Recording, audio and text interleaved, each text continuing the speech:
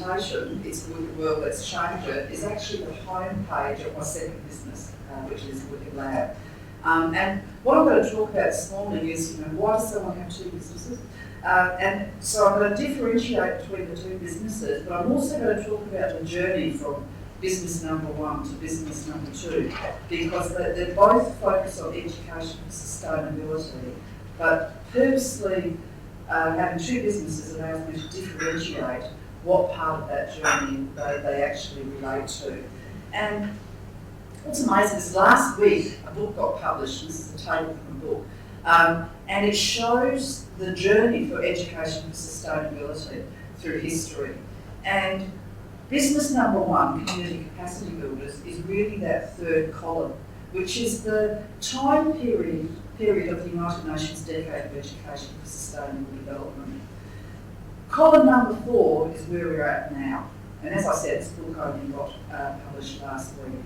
And the shift from the United Nations Decade of Education for Sustainable Development, which was very much about systems thinking holistically, to where we are now, which is about transitions and how do you transition whole communities, whole systems to actually change. And that's really the shift. And that differentiates my two businesses. I've got one business that focuses on the education for sustainable development as per United Nations Decade, and I've got another business that focuses on transitions. This is the book that came out last week. It's really the last book in a series from the United Nations Decade of Education for Sustainability. The e-book's available now. I think it's a couple of weeks till the hardback comes out. It contains 34 chapters. I've got chapter 11 is my chapter. But it's actually been a really good exercise in looking around the world to see where this field is actually going with regards to the post-United Nations Decade.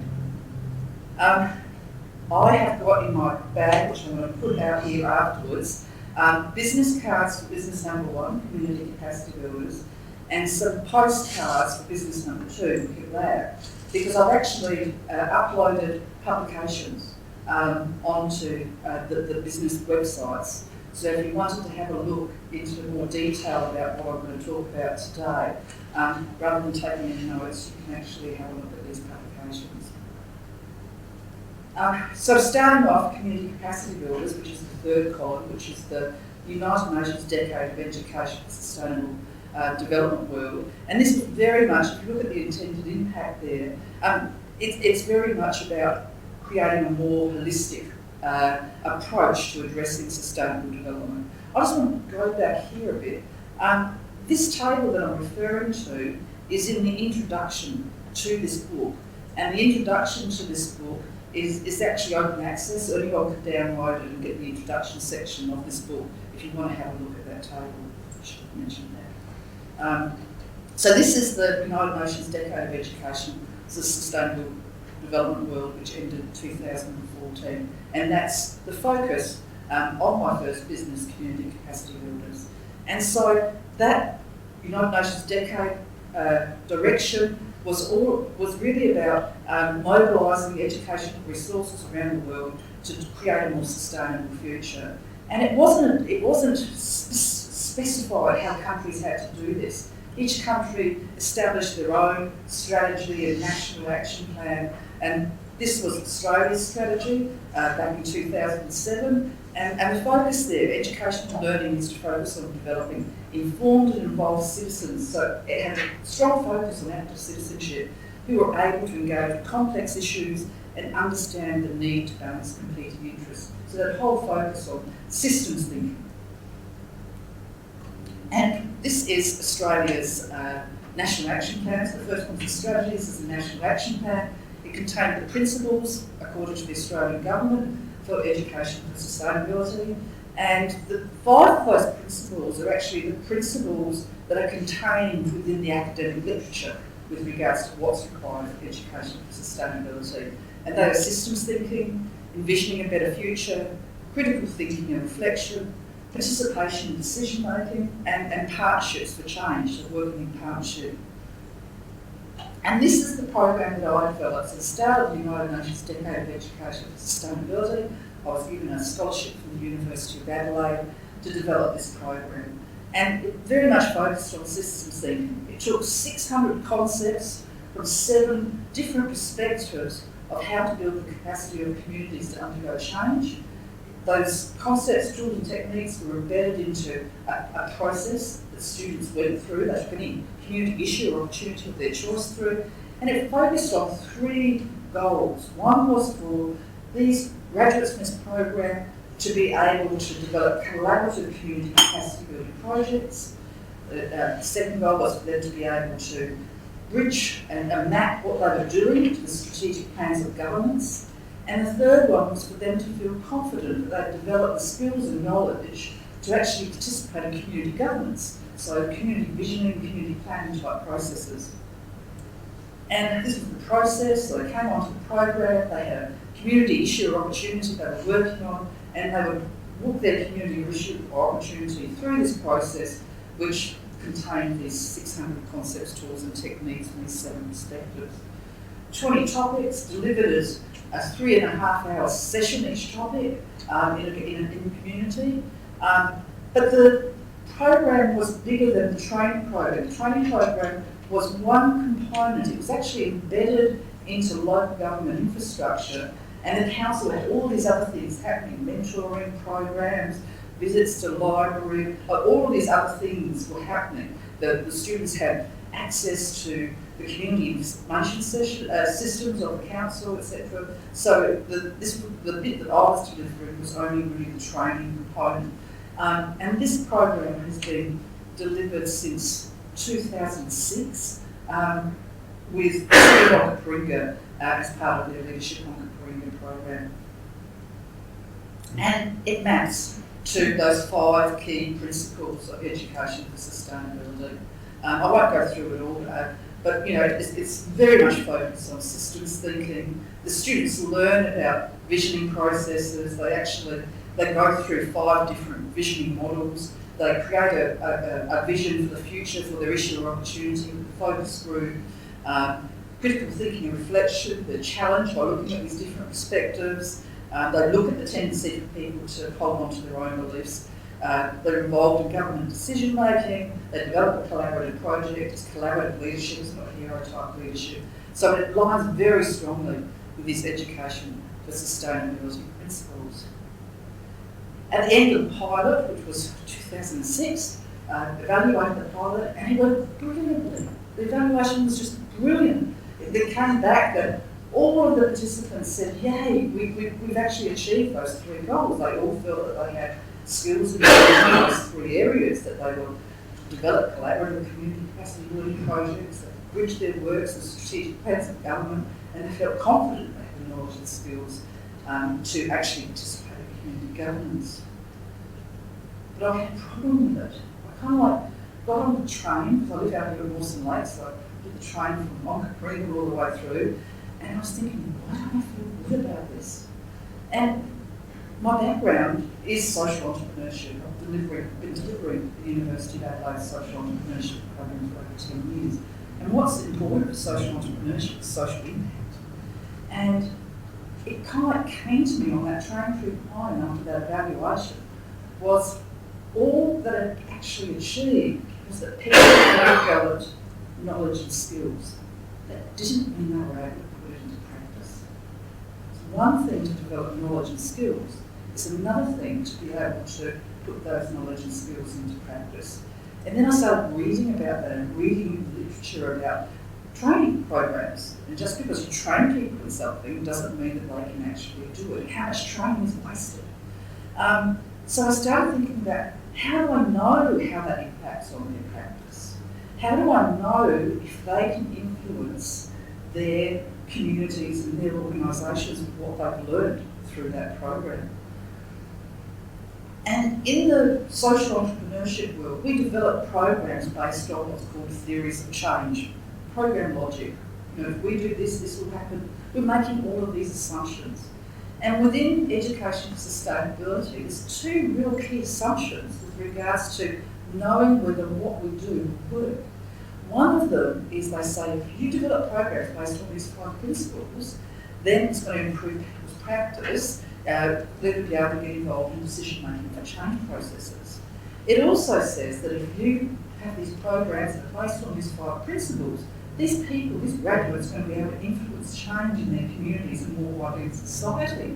And when I started thinking about that, I thought that's a real jump in logic with regards to having knowledge and skills. And what are all the other variables that people are going to encounter when they go out and try to put this into practice? So what do? You do a PhD.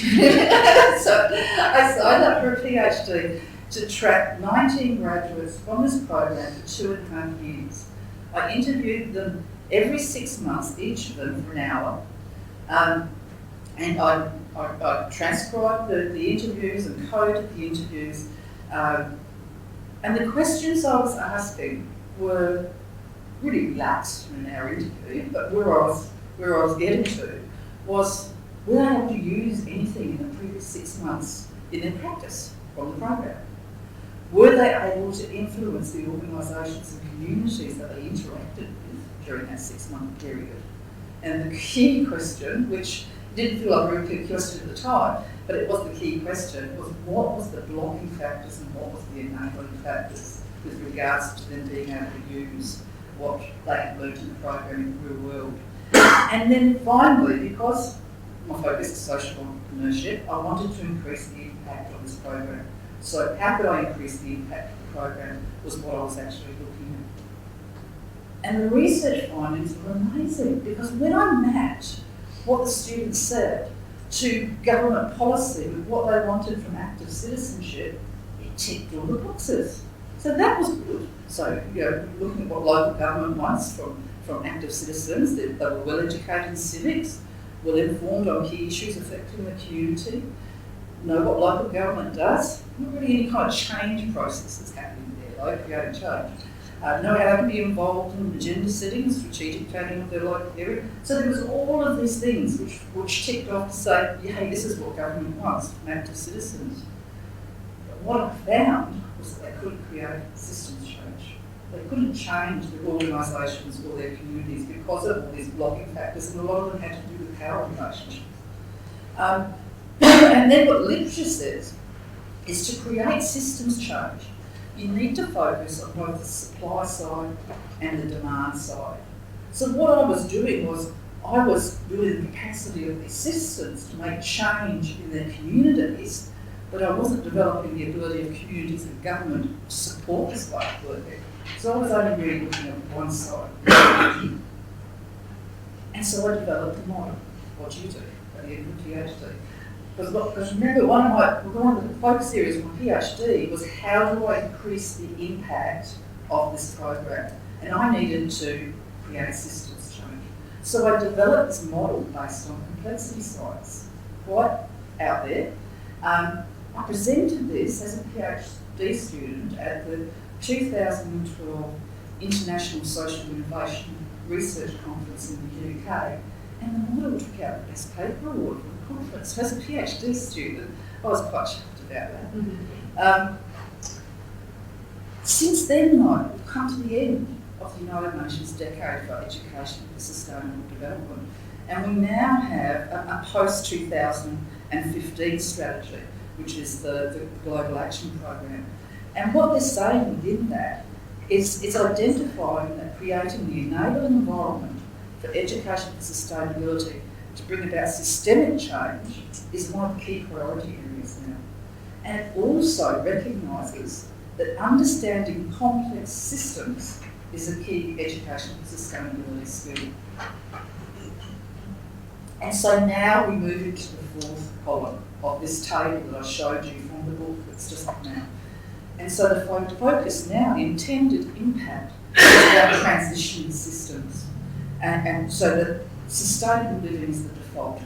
And this is a big shift because you're shifting from column 3, which is systems thinking, to column 4, which is complexity thinking.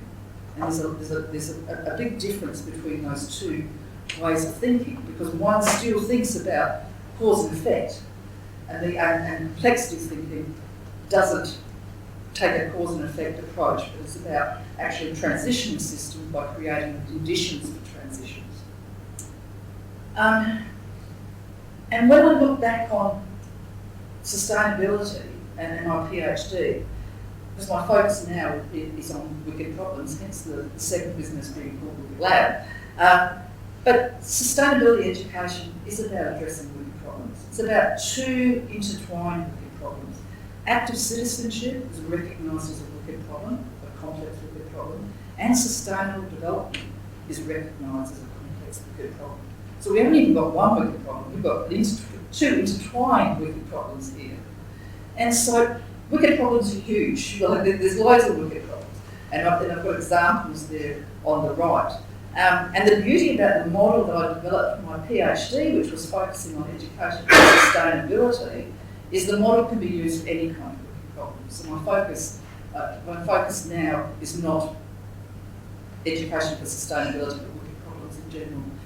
And wicked problems are any problem that has these characteristics. There's multiple causes. There's many interdependencies between those causes. This is a case of, like, if it looks like a duck, it walks like a duck, it's quacking like a duck, it's a duck. So you're kind of like looking at a problem, you're applying these characteristics to it, and if it looks like this, you've got a wicked problem. So different stakeholders have a different understanding about what the problem is, and therefore they have conflicting goals. There isn't a clear solution about how to address the problem. Attempts to address them often lead to unforeseen consequences. So if you're addressing one part of the problem, you can have consequences for other part of the problem. And they are context specific, so different communities would have different combinations of all of those variables and those interrelationships. And if we look at unsustainable development, you can see this multi-causality, and you can see the many interdependencies. If you address something to build economic capital, it can have implications for human capital and social capital and natural capital. And they adapt. So if you're addressing something to do with economic capital, you can actually have the natural capital. The problem itself is actually adapting because of these interrelationships.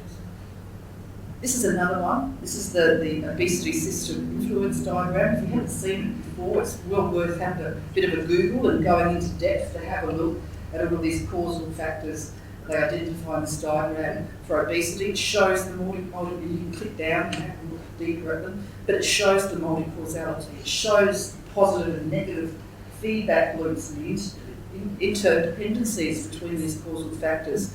And you can see how this kind of problem could adapt when you try to make a change to one of those causal factors, how the implications for that can run through the problem. This is another one which is really quite timely. It's the conditions, the stability with regards to the US strategy at the time, it was 2010, with regards to the US intervention in Afghanistan. And this slide actually there was a comment there by a general master, who's the fellow who's just been appointed as one of the advisors to Donald Trump. And he was saying that this slide is really dangerous because it gives the impression that we can understand and control these kind of problems. And I guess that's the key takeaway message with regards to wicked problems, is you can't understand them completely and you can't control them. Hence the traditional cause and effect way of addressing problems doesn't work with this kind of problem, which is the kind of problem we're facing with unsustainable development. And there's a whole lot of literature with regards to different types of problems, and saying it again, like my background is social entrepreneurship, and if you're trying to address a problem, the first thing you should really do is find out what kind of problem you've got. And so community capacity builders, my first business, is in the world of cause and effect logic, developing programs. Wicked Lab, my second business, is playing in the world of complexity science and actual transition systems, and hence that's why I actually have two businesses. So this was the model. I'm just going to quickly unpack some of this so you can see how the kind of change process that's focusing on with regards to transitions. It perhaps that's not rocket science, I don't know, rocket picture in the last slide, but it's well known with regards to, in the literature, with regards to how these kind of transitions take place when you're taking a complexity science approach. I'm writing a paper currently that I'm delivering at a planning conference in Europe in April, and I'm looking at the co-evolution of the field of planning and the field of social entrepreneurship around these transition type processes. And whether I look at education for sustainability, planning, social entrepreneurship, it's the same process that's happening in all of them with regards to how these transitions occur when you're thinking about these issues as complex systems. And as it's saying here, a new order appears, a new way of working comes about if you exert tension on a system, like a community, and small changes, if amplified, leads to this transformative process. So they know how these transitions occur, and it's a case of how do you create those conditions for those transitions. And I guess that's the key focus from actually doing a traditional cause and effect type program. And so this is one part of the model, and this is the part of the model that focuses on transitions. And so the focus is the transition of a community system to a new way of working that has increased system functioning and performance. On the right-hand side, the diagram there, don't worry about the term attractor, that's complexity science stuff. But if you just think of that as an initial way of working to a new way of working, and that's what you're wanting to do is transition a community, this is this transition process that different fields are all saying the same thing. Planning fields, education for sustainability, social entrepreneurship. And so you're moving from the current way of working. So count one is the current way of working, or A1 is the way that the behaviours and the way the system works now. What you're doing is you're disrupting. You've got to disrupt that way of working, and that's panel 2. Panel 3 is you're keeping the heat on. You're not letting the community go back to that old way of working. There's all these sorts of blocking and path dependency and all of this sort of concepts and complexity sciences. The system's got to want to go back to the old way of working. And you probably feel that yourself when you've ever gone to a strategic planning day or something like that, and everyone's really hyped up, we're going to go back to work and make this great change, and after a while you just go back to the old way of working. So the idea is you keep the heat on. And then you assist the community to self-organise around the new way of working, and then you stabilise any negative feedback. And regardless of what part of the literature you go into, it's all saying the same stuff. And so the model that we've developed, well, I developed my PhD, looks at really 5 areas for that transition and identified within complex systems, leadership theories, how you can tweak systems to achieve those conditions. The hassle with all of this is it's not the way governments work. They like clear cause and effect relationships. They like to be able to do a strategic plan and say, if we do this, this will happen. They're not into the way of working, of creating conditions so that it can be bottom-up and things emerge. And that's because they've got, they need simplicity, repetition, clarity, and accountability. But what is being said is that governments can work this way if they can balance unplanned exploration, and we're seeing a lot of that now with governments taking that direction. We're seeing that through their community engagement type policies. But also got to be able to balance unplanned exploration in communities with being able to take up this knowledge back up into their government systems. So the other part of the model for my PhD focuses on that interface between government and community systems. And then 2015, a friend of mine and I took out the PAC prize at the University of SA, which funded the turning of that model into computer software. And that's just a scorecard from our software, so the software is for communities and governments use to help out in those transition processes. But after having a couple of meetings around Adelaide, because this is huge in Europe, with regards to the use of complexity science. As I said, the place I go back to get energy is the Association of European Schools of Planning. they have, so it's called Schools of Planning in Europe, and this association has thematic groups with regards to, so people from all the different schools in Europe come together around different topics. The Complexity Science one has the second largest membership of all of the different thematic groups with regards to that association. It's huge in Europe. Going around Adelaide and talking complexity science at meetings, I've been there for around 5 minutes and you can see the eyes glaze over.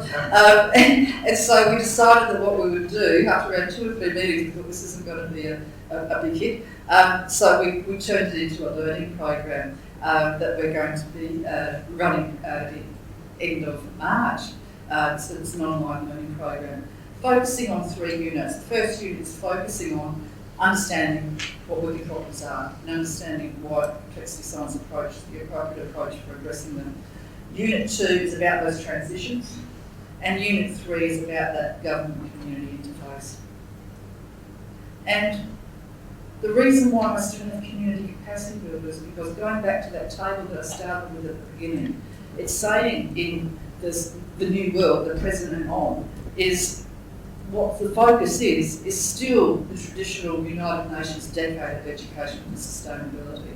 So I find it very useful to have a business that focuses clearly on developing the skills of citizens and also strengthening organisations and initiatives for change processes, but with a realisation that to create systems change, I need to actually also focus on the other side of the equation, systems change.